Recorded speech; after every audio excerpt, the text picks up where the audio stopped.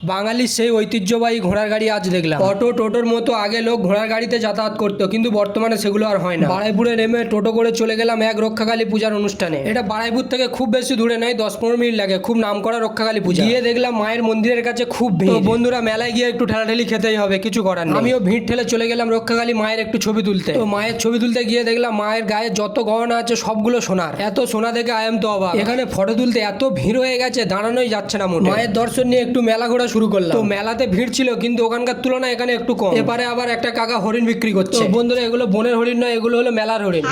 তো হরিণ কাকুর পাশে একটা কাকু ভূত প্রেত ভবিষ্যৎ সব নিয়ে বসে গেছে। এই আংটি পরলে ভবিষ্যৎ পুরো ব্রাইট।